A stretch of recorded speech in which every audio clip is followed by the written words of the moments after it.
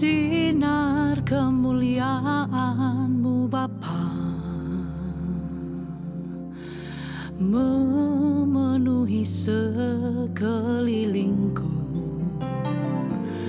Ku rasakan hadirat-Mu, Kau tenggelamkan jiwaku. Ku ingin tetap tinggal bersama-Mu.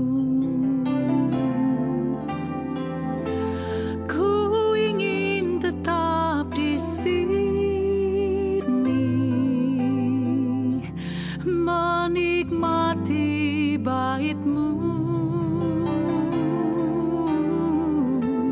ku ingin tetap di sini dan memandang indah wajah-Mu.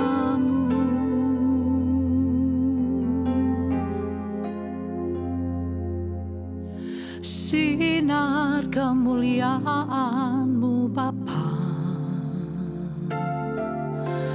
memenuhi sekelilingku. Ku rasakan hadirat-Mu, Kau tenggelamkan jiwaku. Ku ingin tetap tinggal bersama-Mu. Ku ingin tetap di sini menikmati bait-Mu.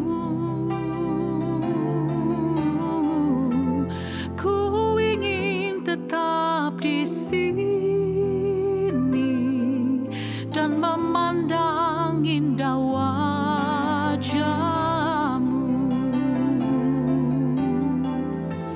Ku ingin tetap di sini menikmati bait-Mu. Ku ingin tetap di sini dan memandang indah wajah-Mu, dan memandang indah wajah-Mu, dan memandang indah wajah-Mu.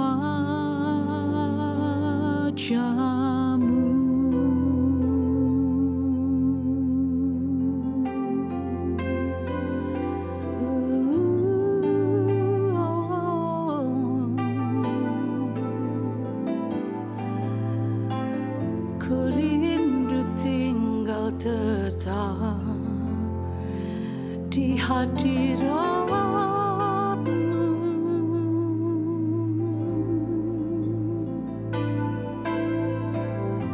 Lebih baik satu hari di pelataran-Mu daripada 1000 hari di tempat yang lain. Oh, ini rinduku Tuhan. Oh, ku menyembah, ku memuji, ku sanjung Engkau Tuhan. Oh, tak mau ku jauh dari-Mu. Di hadirat-Mu, dekat dengan-Mu Tuhan. Oh.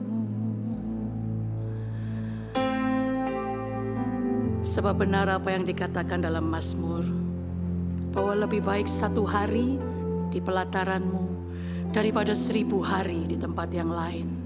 Seumur hidup kami, itu yang kami rindu.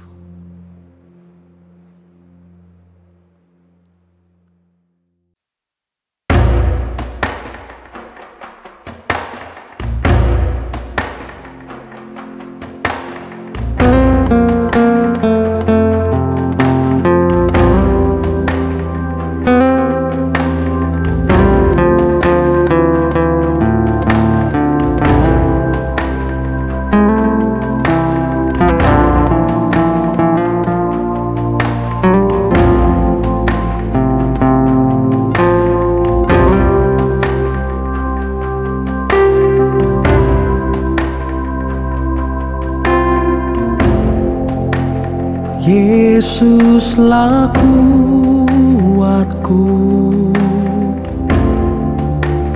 Yesus penolongku, kepadamu ku berseru.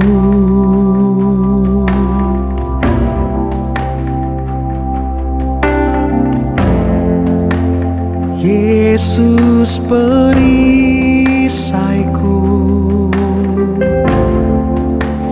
ku serahkan hidupku. Yesuslah segalanya bagiku.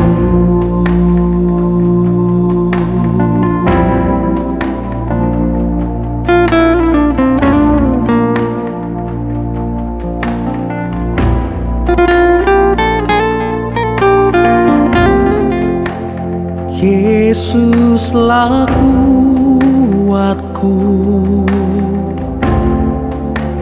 Yesus penolongku,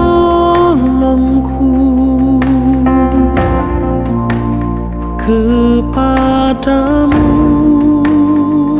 ku berseru.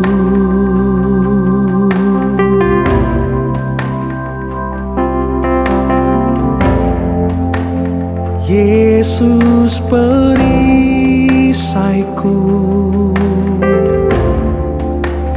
ku serahkan hidupku. Yesuslah segalanya bagiku.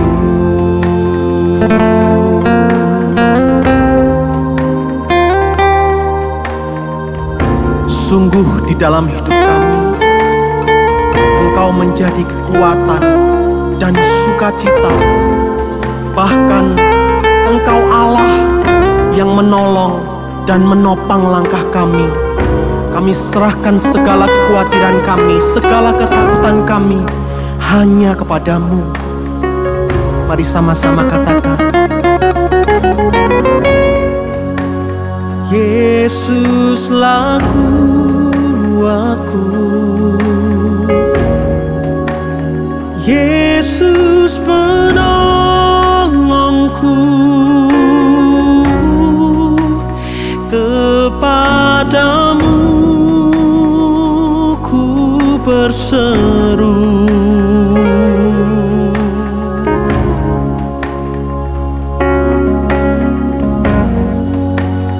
Yesus perisaiku,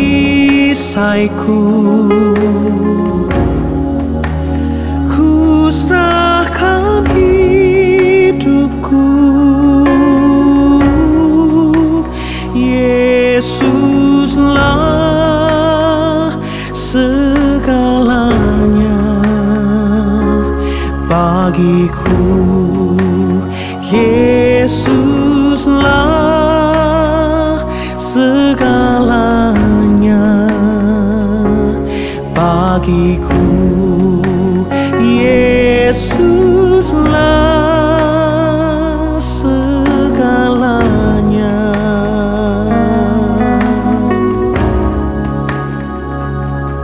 bagiku.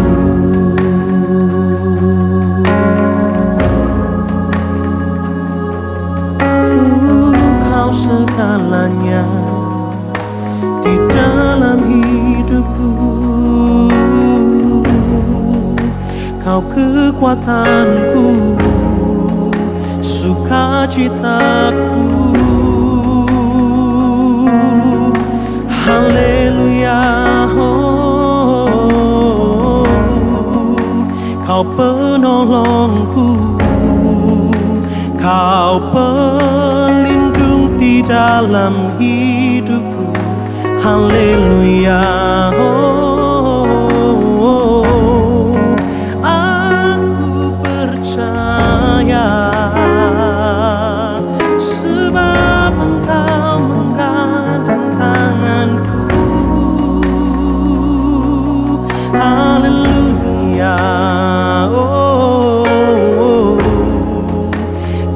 menopang hidupku di setiap saat ku percaya.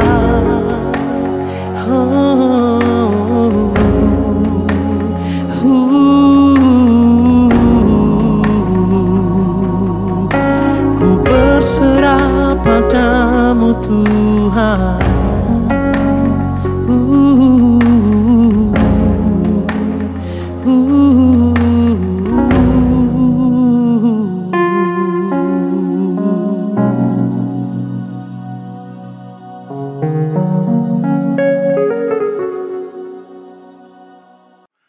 Selamat pagi Bapak Ibu, saudara-saudara sekalian, Shalom.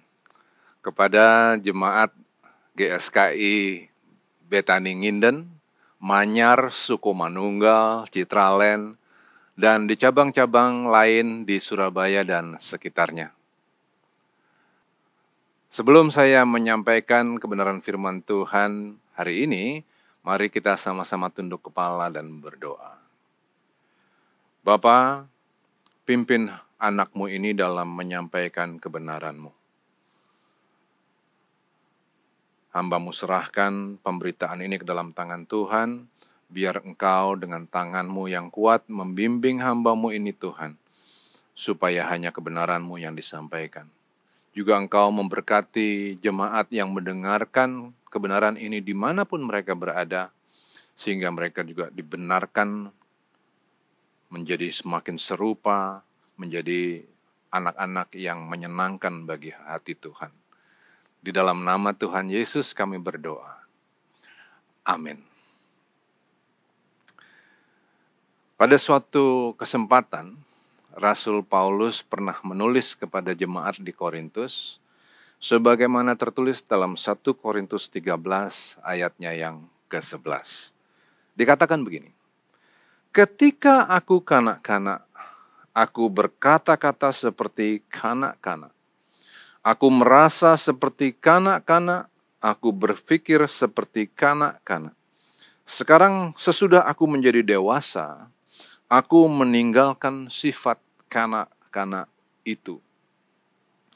Melalui bagian firman Tuhan yang baru saja kita baca ini, saya mau menyampaikan bahwa setiap manusia, setiap orang, yaitu kita semua, harus bertumbuh dan berkembang.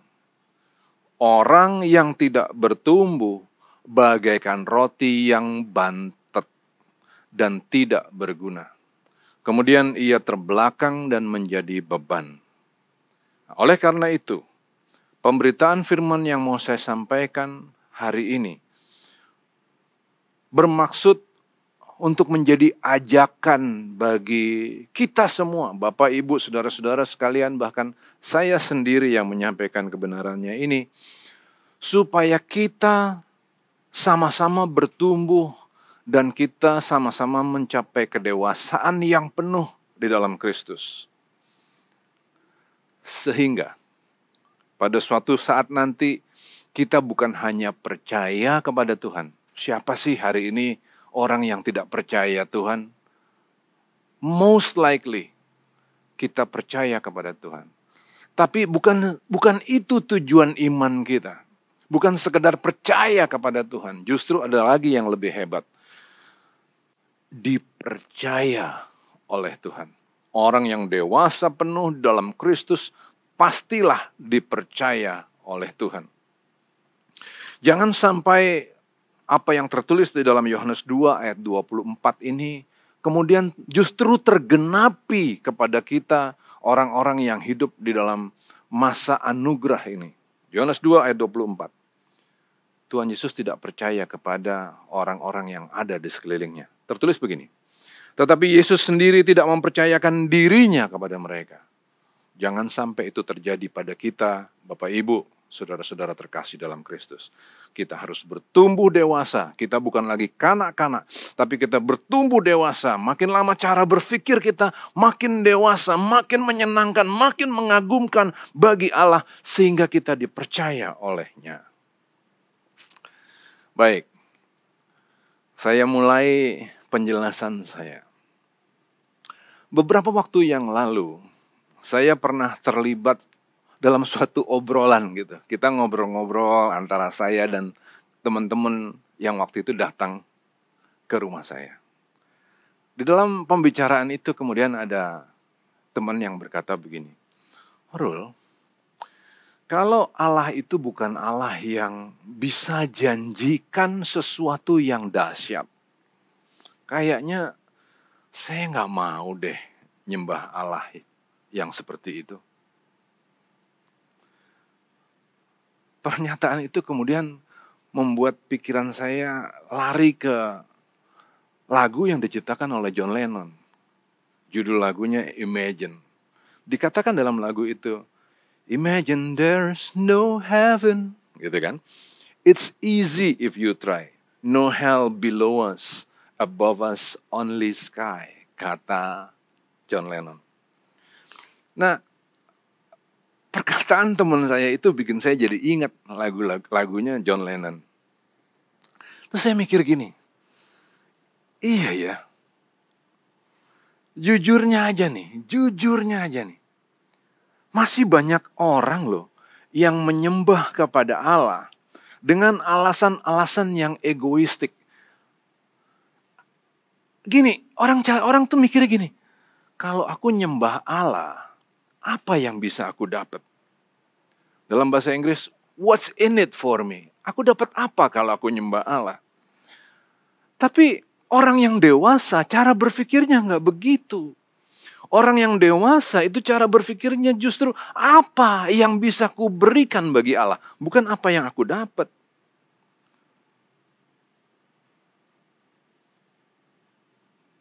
Tapi terlalu banyak orang yang mengasihi Allah, datang kepada Allah dalam ibadah, melayani Tuhan.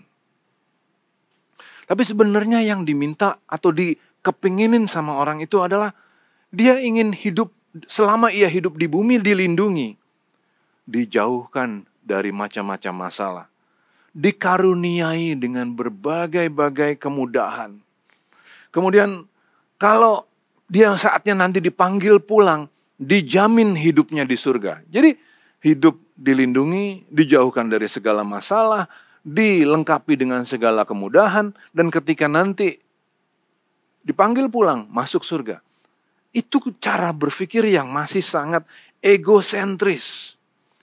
Untuk orang-orang yang seperti ini, memang Allah ditinggikan lewat lagu pujian. Memang mereka seperti melayani Tuhan di dalam pelayanan. Tapi apa tujuan pelayanan itu? Apa tujuan dari puji-pujian yang dinaikkan? Allah pernah marah. Di zaman Zakaria Allah pernah marah loh. Ketika orang-orang pada saat itu nampak melayani Tuhan, nampak mengasihi Tuhan. Allah katakan begini pada saat itu. Zakaria 7 ayat 5 sampai yang ke-6. Allah mengatakan demikian. Katakanlah kepada seluruh rakyat negeri dan kepada para imam demikian. Ketika kamu berpuasa dan meratap dalam bulan yang kelima dan yang ketujuh selama 70 tahun ini, adakah kamu sungguh-sungguh berpuasa untuk aku?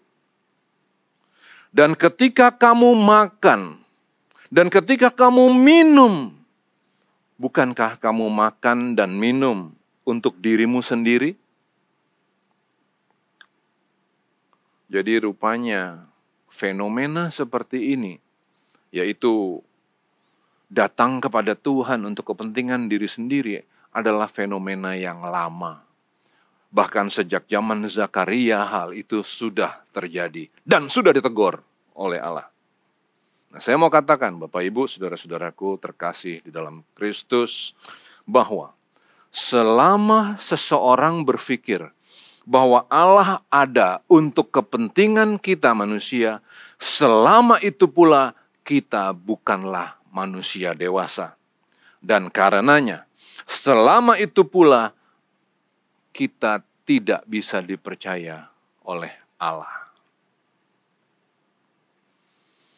Saudaraku, semua anak harus bertumbuh, harus berkembang dan dewasa. Orang tua yang baik akan menyediakan sarana dan lingkungan yang baik agar seorang anak dapat berkembang dengan baik. Begitu juga hubungan antara kita dengan Allah Bapa di dalam Kristus. Kita harus bertumbuh dewasa. Nah, untuk orang yang tidak mau bertumbuh, Allah akan menghajar. Sebab Allah bukan sekedar Allah yang memberikan gula-gula, memberikan sesuatu yang manis kepada anak-anaknya. No. Tapi Allah kita, Allah yang juga tegas. Jangan kita hanya berpikir bahwa Allah kita Allah yang baik. Betul, Dia Allah yang baik. Tapi kebaikan tanpa ketegasan itu merusak anak. Taruh posisi kita sendiri. Saya sebagai orang tua, gak bisa sekedar memuji-muji anak. Gak bisa saya sekedar ngasih hadiah. Bukan itu yang dicari oleh anak. Yang dicari oleh anak adalah ketegasan juga sekaligus kebaikan. Sama. Allah kita juga Allah yang seperti itu. Dia adalah Allah yang baik. Dia menyediakan sarana yang baik supaya kita bisa bertumbuh, berkembang, dan menjadi dewasa. Tapi bagi mereka yang tidak mau dewasa, Allah memotong. Saya bacakan apa yang dikatakan oleh Rasul Paulus dalam Roma 11 ayat 21 sampai 22. Sebab kalau Allah tidak menyayangkan cabang-cabang asli, Ia juga tidak akan menyayangkan kamu. Sebab itu perhatikanlah kemurahan Allah dan juga kekerasannya. Yaitu kekerasan atas orang-orang yang telah jatuh, tetapi atas kamu kemurahannya. Yaitu jika kamu tetap di dalam kemurahannya, jika tidak kamu pun akan dipotong juga. Apakah kita sudah dewasa? Apakah Allah sudah bisa melibatkan kita untuk menyelamatkan jiwa-jiwa? Orang yang dewasa pasti dilibatkan oleh Allah untuk proyeknya, yaitu menyelamatkan jiwa-jiwa.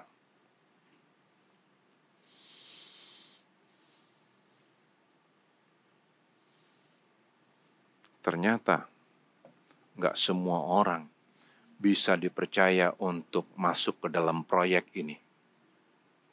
Bahkan satu imam besar pada zaman dulu pernah dipotong oleh Allah. Allah tidak berkenan dengan pelayanannya. Bayangkan, ini adalah imam besar Eli. Ditulis di dalam Yeremia 7 ayat yang ke-11. Ini teguran yang keras oleh Allah kepada imam besar Eli. Dikatakan begini.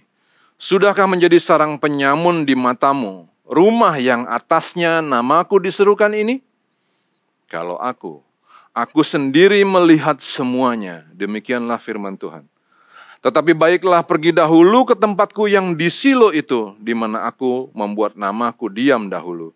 Dan lihatlah apa yang telah kulakukan kepadanya karena kejahatan umatku Israel.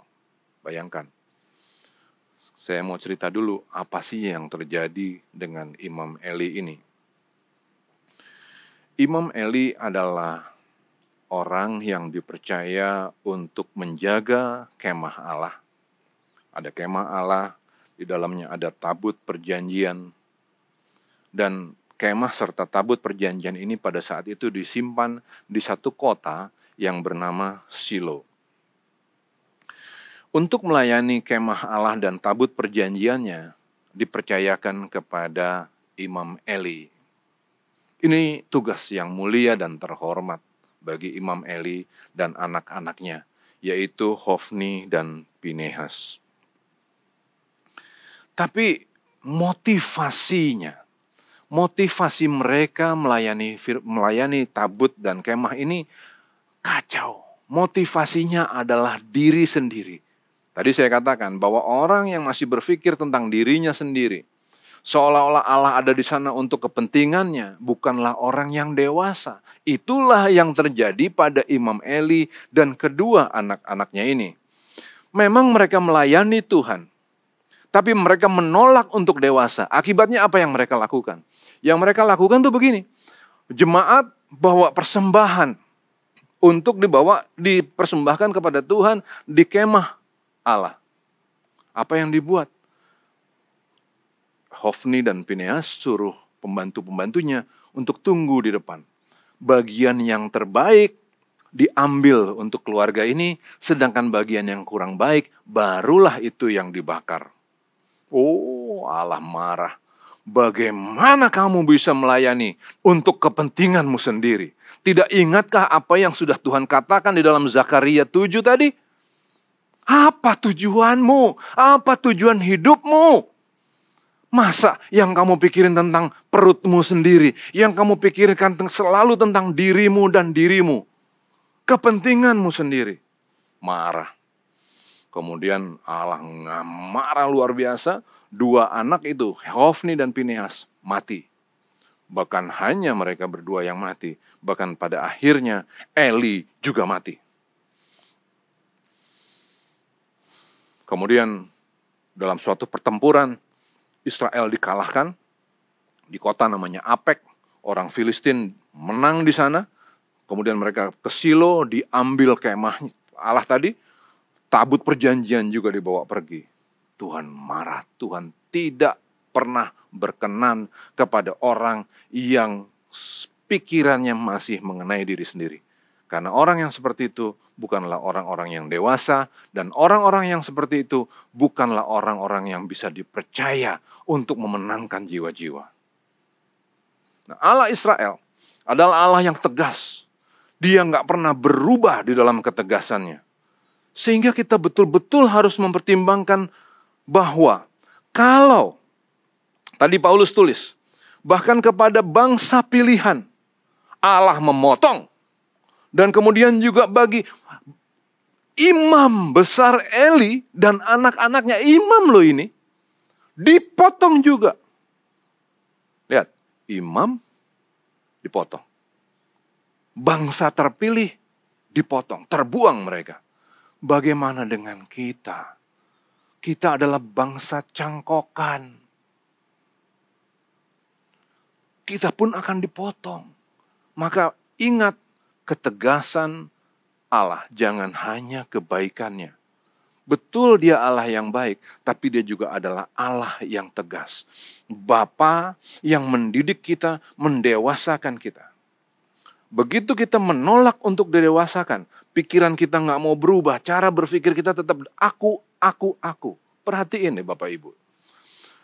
Anak kecil itu selalu bicara tentang kepentingan dirinya. Ini mainanku, ini permenku. Aku kepingin ini, aku kepingin itu. Itu anak kecil. Tapi Paulus katakan tadi, waktu aku kecil, aku berpikir seperti anak kecil. Tapi waktu aku makin besar, aku berpikir seperti orang besar. Ketika aku dewasa, aku pun berpikir seperti orang dewasa. Harus ada pertumbuhan. Bedanya apa? Anak kecil sama orang dewasa. Anak kecil mengenai aku, orang dewasa selalu berpikir tentang orang lain. Orang yang besar, orang yang dewasa selalu berpikir tentang bagaimana menyelamatkan orang lain lewat hidupku. Bagaimana aku bisa berkenan kepada Allah, apa yang bisa ku berikan bagi dia. Itu perbedaannya. Jangan seperti Imam Eli ini, udah jadi imam tapi mikirnya masih aku. Jangan menjadi orang-orang Israel di zaman Zakaria. Memang mereka puasa, memang mereka melakukan liturgi-liturgi. Tapi semuanya itu dilakukan untuk kepentingan mereka sendiri.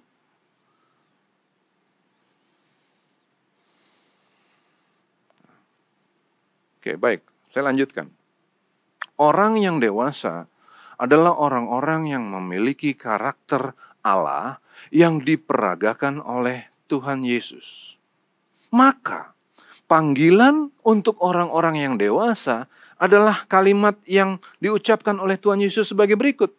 Yohanes 15 ayat 16. Saya ulang dulu ya.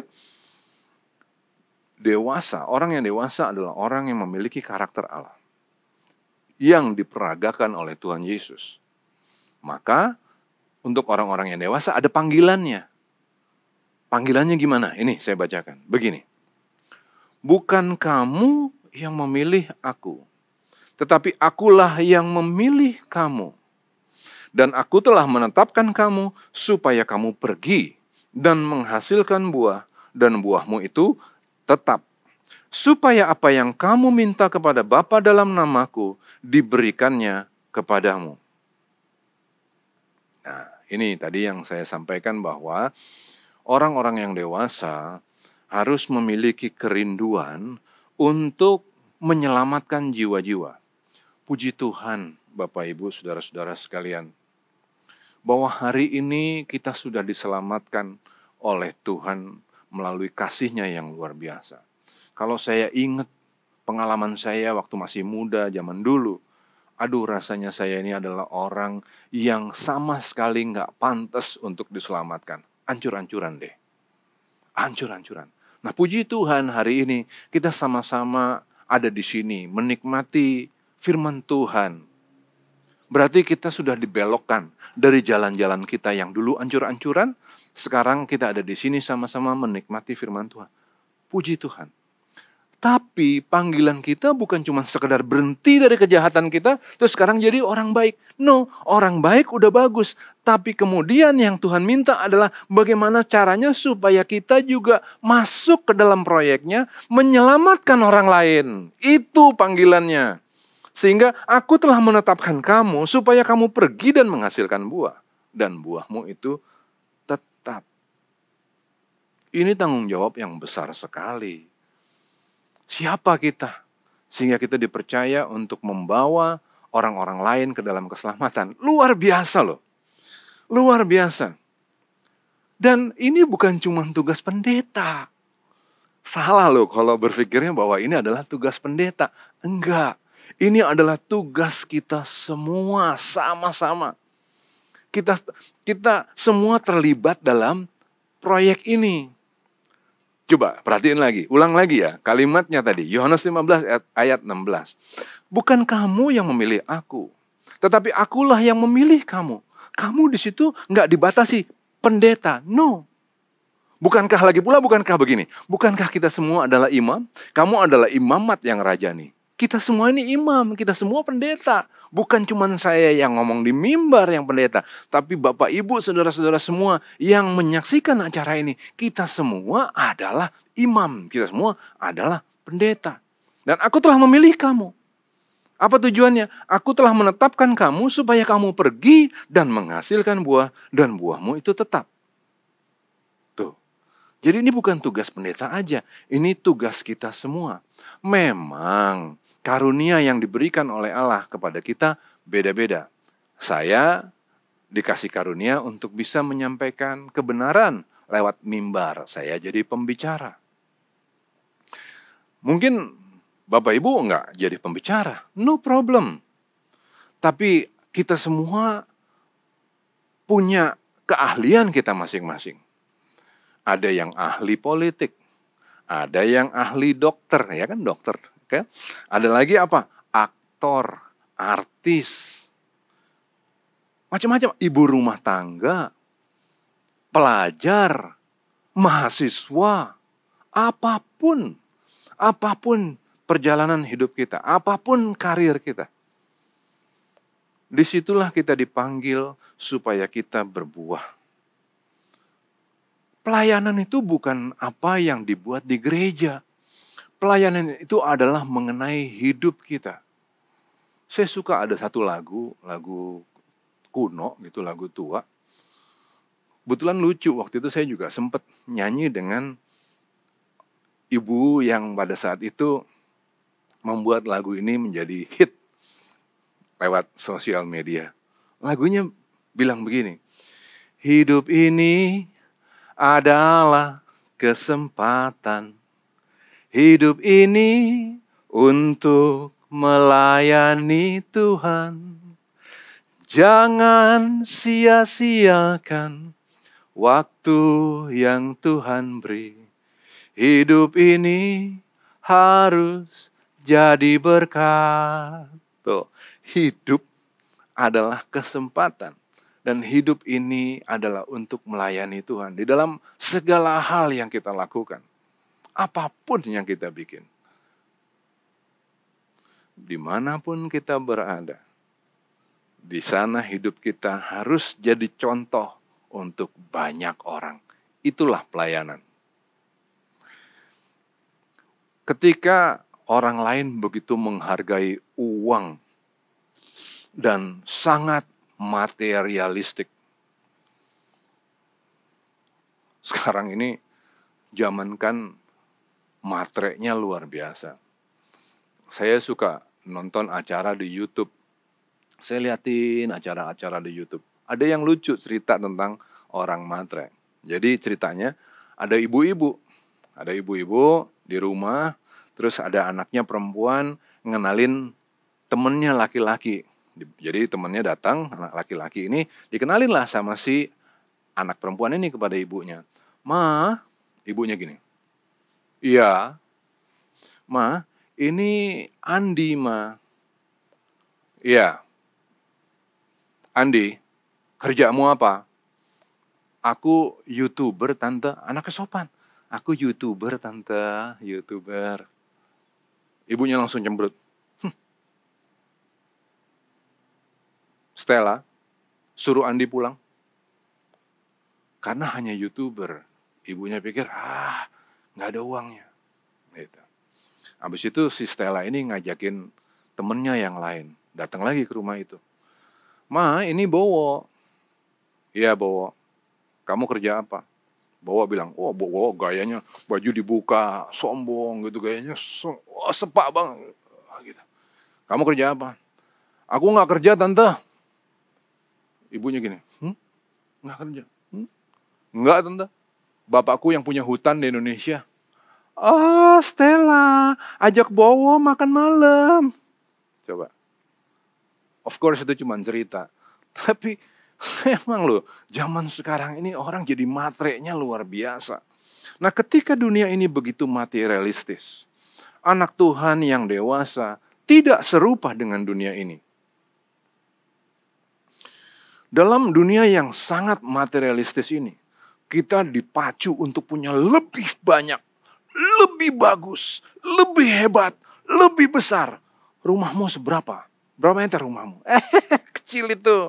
Rumah harus besar. Paling sedikit 1 hektar 2 kamar. 1 hektar 2 kamar. Kan hebat. Tapi begitu 1 hektar 2 kamar, kita langsung kipas-kipas di luar. Dada-dada di balkon. Dunia itu makin matre, makin kepengen lebih kaya, lebih, more and more and more. Nah, dalam semangat yang seperti ini, semangat yang sangat materialistik ini, kalimat Tuhan Yesus tadi, saya bacakan lagi. Supaya apa yang kamu minta kepada Bapa dalam namaku diberikannya kepadamu. Dalam semangat yang sangat materialistik ini, maka kemudian kita minta sebanyak-banyaknya. Seolah-olah kalimat tadi itu adalah lisensi, izin kepada kita. Untuk minta lebih banyak, lebih keren, lebih besar, lebih gede. Itu semangat yang sangat materialistik. Dan itu semangat orang yang sangat tidak dewasa. Sebab ketika orang betul-betul mempelajari firman Tuhan, dengan hati yang tulus untuk mengenal Dia dan kepentingannya, maka kita kemudian akan menyadari kekeliruan kita. Ya ampun.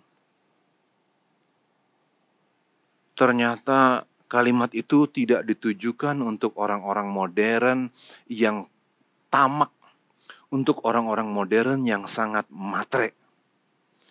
Kalau kita pelajari dan tulus, dengan tulus hati maksud saya, pelajarannya juga dilakukan dengan utuh, maka kalimat tadi jangan dipisahkan dari kalimat selanjutnya.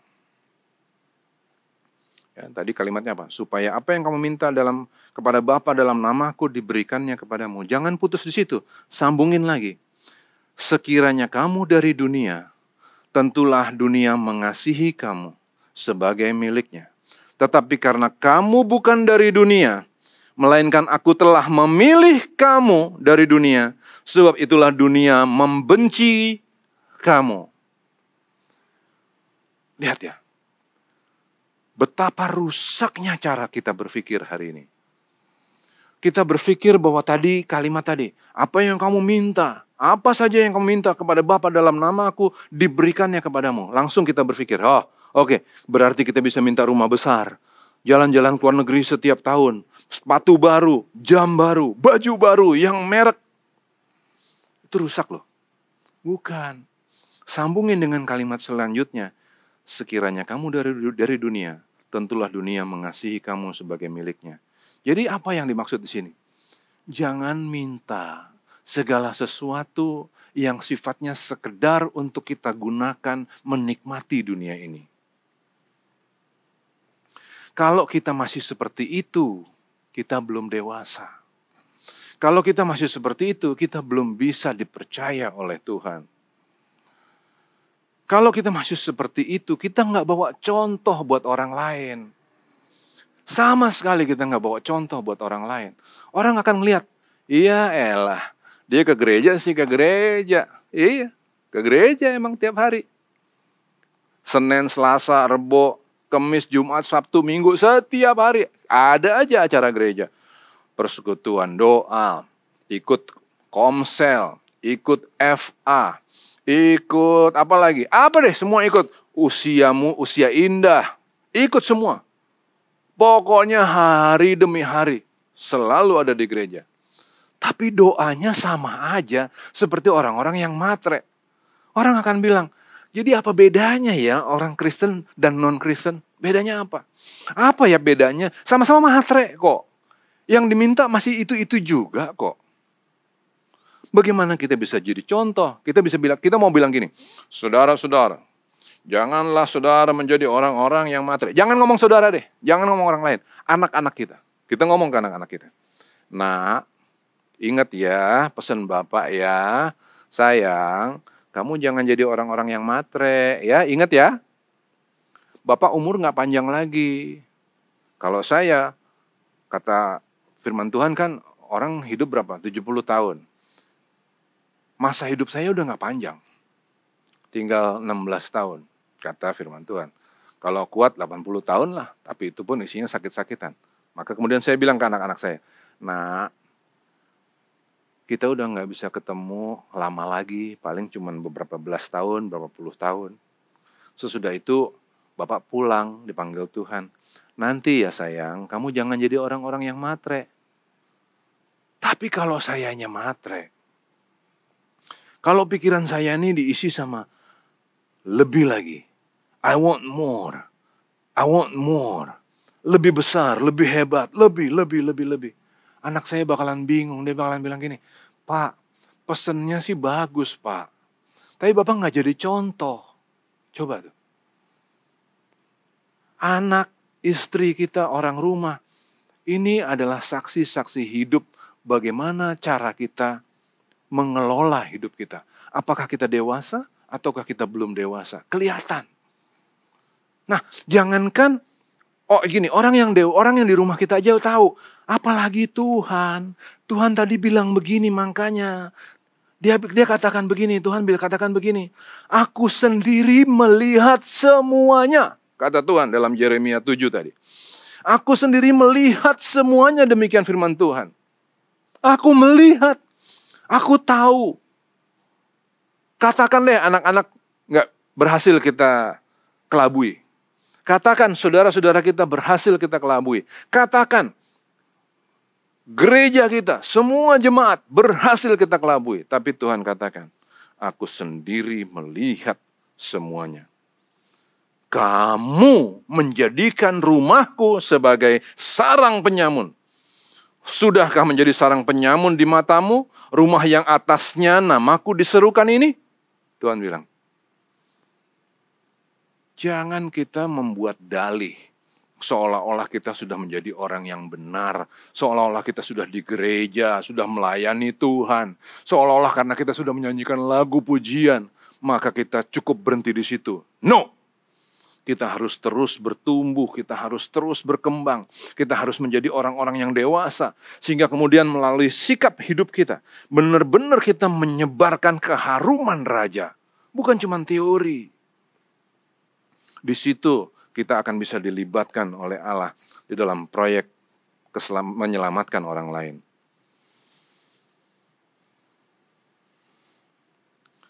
Sehingga kalau di dalam teori pidana ada yang disebut dengan mens rea. Apa sih mens rea itu? Mens rea itu niat dasar kita.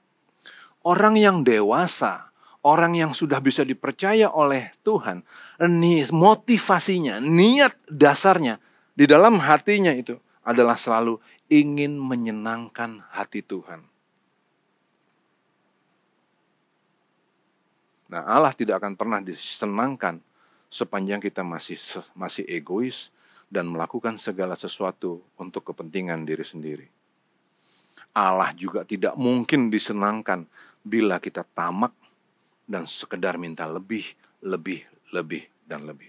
Sehingga jangan pakai kata dalam nama Yesus sebagai lisensi untuk meminta apapun yang kita mau, yang menyenangkan hati kita. Itu jahat. Jahat banget. Loh, tapi Pak Pendeta, bukankah tadi dikatakan di dalam firman Tuhan, supaya apa yang kamu minta kepada Bapa dalam namaku, diberikannya kepadamu. Bukannya begitu, Pak Pendeta? Betul. Firman Tuhannya memang tertulis seperti itu. Tetapi orang-orang yang dewasa mempelajari dong, lebih jauh lagi dong. Apa sih arti kata meminta dalam namaku? Apa sih artinya? Kata dalam nama Yesus, maknanya sebetulnya adalah sesuai dengan kehendak Yesus. Sesuai dengan kehendak Yesus. Dalam bahasa Inggris, on His behalf. Jadi kalau kita berdoa, Tuhan, aku berdoa di dalam nama Tuhan Yesus. Maksudnya, aku berdoa sesuai dengan kehendaknya. Atau, aku berdoa on His behalf. Aku berdoa sebagai wakil dari Yesus. Itu maksudnya, on His behalf. Ya, dalam nama Yesus itu maksudnya adalah sesuai dengan kehendak Yesus. Atau dalam bahasa Inggris, on His behalf. Nah, apa yang kita minta sesuai dengan kehendak Yesus? Ya, pasti yang kita minta adalah untuk kepentingan Allah. Apa itu? Supaya kita berbuah. Ingat tadi firman Tuhan bilang apa? Aku telah memilih kamu. Dan aku telah menetapkan kamu supaya kamu pergi dan menghasilkan buah. Dan buahmu itu tetap. Jadi kalau kita mau minta, maka yang kita minta kepada Tuhan Allah adalah mengenai, aku minta Tuhan, supaya aku boleh berbuah. Aku boleh membawa jiwa-jiwa untuk memuliakan namamu. Supaya hidupku ini Tuhan menjadi hidup yang memang melayani Tuhan. Sehingga waktu aku bernyanyi, hidup ini adalah kesempatan. Itu bukan cuma sandiwara. Bukan cuma sekedar tutup mata, senyum, dan tangan terentang begini. Enggak. Tapi betul-betul adalah kerinduan hatiku. Itu yang aku minta kepadamu Tuhan Allahku. Di dalam nama Tuhan Yesus. Kiranya engkau mendengar dan mengabulkan doa ini. Tuhan bilang, aku jawab. Doa yang begitu aku berkenan. Dan ketika kamu mengucapkannya, ya, aku penuhi. Aku senang banget kalau begitu doamu. Nah, tujuan hidup kita itu harus seperti tujuan hidup Paulus. Seperti apa sih kepinginnya Paulus itu? Tujuan hidupnya seperti apa? Nih, kata Paulus, hidupku bukan aku lagi, tetapi Kristus yang hidup di dalam aku. Kehendak Kristus, cara hidup Kristus, itu yang aku rindukan. Kalau doanya seperti itu, Tuhan bilang, keren. Keren, aku berikan anakku, aku berikan untukmu. Pasti, supaya lewat hidupmu, banyak lagi jiwa-jiwa diselamatkan bagi kepentingan Bapa. Dan begitu satu jiwa diselamatkan, dikatakan oleh firman Tuhan, seluruh surga, seluruh malaikat bersuka cita. Nah itu baru permintaan yang keren. Jadi jangan pakai kata dalam nama Tuhan Yesus untuk minta mercy. Dalam nama Tuhan Yesus untuk beli barang-barang bermerek. Dalam nama Yesus untuk pergi ke luar negeri. Bukan kita. Kalau dulu kita pernah bikin begitu, minta ampun. Tapi ke depan, rubah. Enggak lagi kita pakai sekedar untuk menuhin barang-barang materai. Nah, saya masuk ke bagian yang lebih enggak enak lagi. Saya mohon izin bahwa yang akan saya sampaikan berikut ini memang tidak mengenakan. Maaf, saya mau katakan begini. Bagi orang percaya, tidak ada pilihan. Hidup kita harus terus bertumbuh. Kita harus menjadi orang-orang dewasa penuh di dalam Kristus. Tidak ada pilihan. Dikatakan dalam 1 Yohanes 2 ayat 6. Barang siapa mengatakan bahwa ia ada di dalam Dia, ia wajib hidup sama seperti Kristus telah hidup. 1 Yohanes 2 ayat 6. Nah, kenapa saya katakan ini berat? Menyakitkan. Karena harus jujur diakui bahwa hari ini banyak orang Kristen yang tidak lagi memiliki cara hidup Kristus. Kita terbiasa banget untuk mencari kepentingan yang sia-sia. Pujian, kita kebiasa banget cari pujian. Kita senang banget dipuji-puji. Dan cenderung melakukan segala sesuatu untuk dapetin yang kita mau. Kita nggak kebiasa tuh untuk rendah hati. Justru kita sangat terbiasa untuk cepat marah. Waduh, coba lihat tuh. Di YouTube. Kok bisa ya? Ada orang beli bakso. Cuman gara-gara kemahalan 20.000. Ditendang tuh tukang baksonya. Desik. Ditendang loh. Tukang bakso itu besik. Mental tuh tukang bakso. Aduh, kesakitan. Cuman gara-gara 20.000. Kok bisa begitu? Beberapa waktu yang lalu, di kota yang sangat Kristen, ada penumpang pesawat. Nama penumpang itu juga sangat Kristen. Terus kan biasa dong, mau masuk pesawat kan pasti diperiksa dong barang-barang. Jam disuruh lepas kan. Dia gak mau lepas loh. Dia gak mau lepas. Ibu, tolong jamnya dilepas bu, ini peraturan harus begitu. Nggak mau, marah, ditempeleng orangnya. Pak! Nama Kristen di kota yang sangat Kristen, kok bisa nggak hidup seperti Kristus? Kok seneng? Dia bilang gini, kok seneng dipuji? Dia bilang gini, kamu nggak tahu siapa saya? Rupanya memang istri pejabat. Aduh, kok kamu senang dipuji-puji yang seperti itu ya? Itu kan pujian yang sia-sia. Kan harus dewasa kan? Barang siapa mengatakan bahwa ia ada di dalam Dia, di dalam Kristus, ia wajib hidup sama seperti Kristus telah hidup. Apakah kira-kira hari ini kalau Tuhan Yesus hadir di bumi ini dia akan bersikap seperti itu? No way. Nggak mungkin. Tuhan Yesus akan menampakkan cara hidup bangsawan surga. Nendang tukang bakso, ya jelas bukan bangsawan surga. Nempeleng orang di airport yang ngelakuin tugasnya, itu juga jelas bukan sikap Kristus. Tapi hari ini banyak orang yang menjadi seperti ini. Kita maunya menang.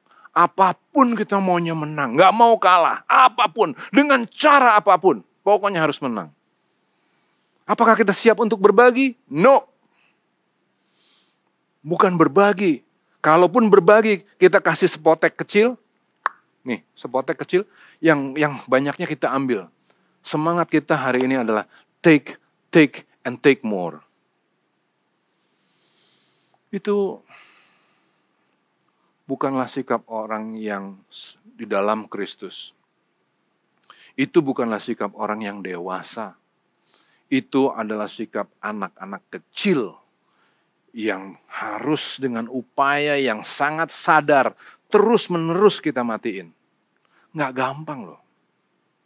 Saya khotbahnya bisa, tapi ngelaksanainnya juga masih ancur-ancuran. Tapi saya nggak mau kalah. Saya mau terus jalan, usaha terus. Kedewasaan itu bukan cuma tampak luar, tapi yang di dalam. Bagaimana kita kontrol emosi, bagaimana kita tidak mencari pujian. Aduh, nyari pujian itu kita juga pinter.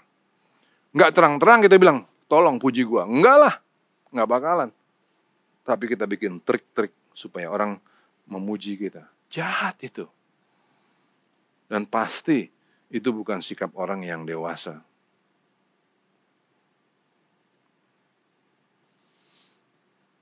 Nah, berikutnya lagi. Anak yang tidak bertumbuh. Anak yang tidak berguna. Anak, aduh, gimana ya saya mau cerita? Gini nih, saya mundur dulu.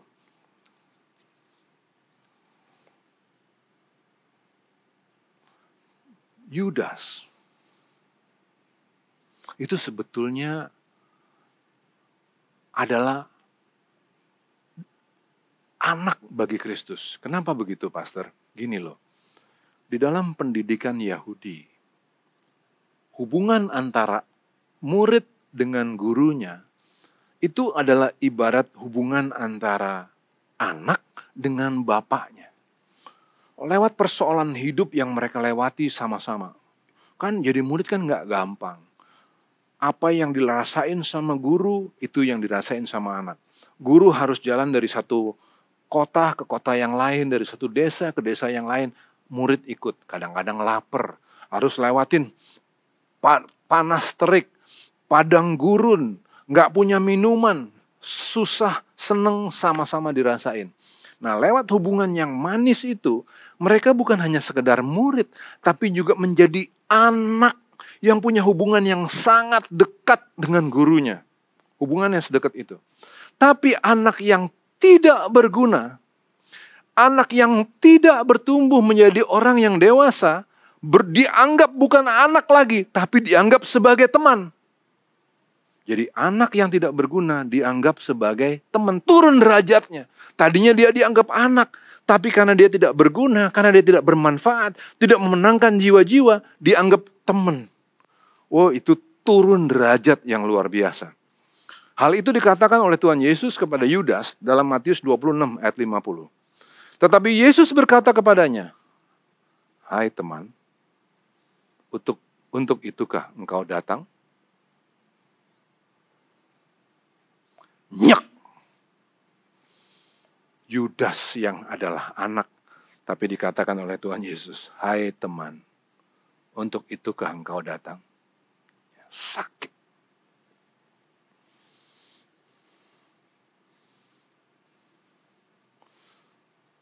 Maka kembali lagi, tidak ada pilihan.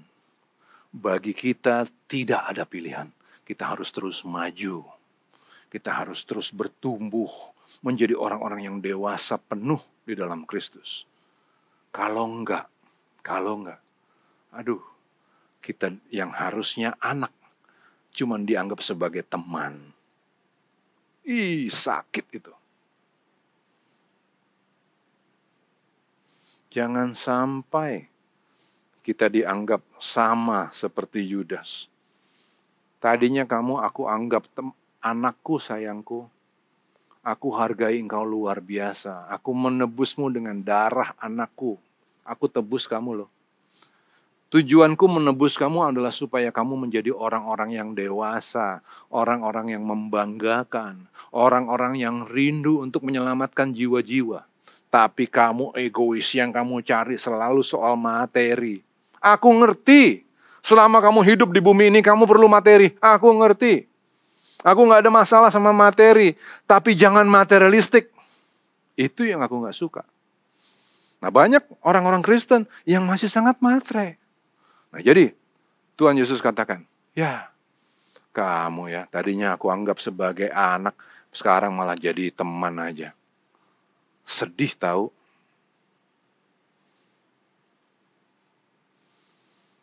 Tidak ada pilihan Bapak Ibu, kita harus terus maju. Dan sebagai penutupan, saya harus katakan begini, memang untuk menjadi dewasa penuh di dalam Kristus itu adalah sesuatu yang sangat berat, sangat sulit, bahkan cenderung mustahil. Tapi Tuhan Yesus berkata, bagi manusia hal ini tidak mungkin, tetapi bagi Allah segala sesuatu mungkin. Memang bagimu susah untuk menjadi dewasa, tapi aku dengan tanganku yang kuat akan memberi kamu kemenangan. Aku akan membawa kamu sehingga kamu menjadi murid-murid yang menyenangkan hatiku. Dan pada suatu saat nanti kamu dan aku kita akan bertemu di keabadian. Kamu duduk di sebelahku sayang, satu meja dengan aku, menikmati perjamuan bersama-sama dengan aku. Bapak Ibu, sehingga sebagai penutup saya katakan, jadilah dewasa. Orang yang dewasa mengerti bahwa selama hidupnya di bumi ini adalah pelayanan. Sehingga ia tidak larut dalam kegilaan dan keserakahan dunia ini. Ia menjadi berkat melalui kebaikannya. Dan pada akhirnya semua upayanya itu menjadi contoh bagi orang di sekitarnya. Amin. Mari kita berdoa. Terima kasih untuk firman Tuhan yang baru saja kami nikmati bersama-sama Bapa.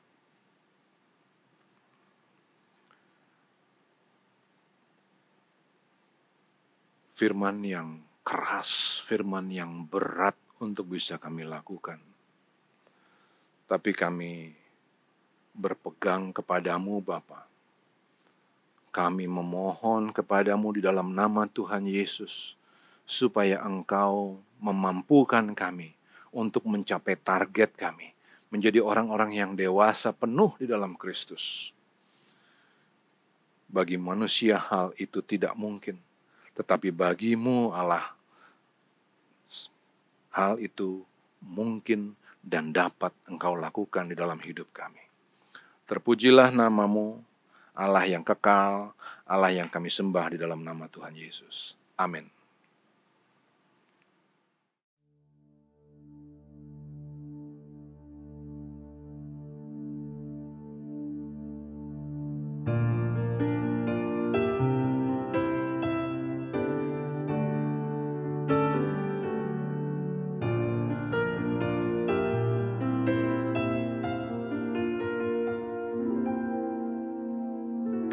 Will make a way where there seems to be no way.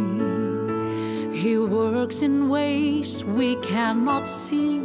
He will make a way for me. He will be my guide. Hold me closely to His side. With love and strength for each new day, He will make a way. He will make a way. By a roadway in the wilderness, He'll lead me.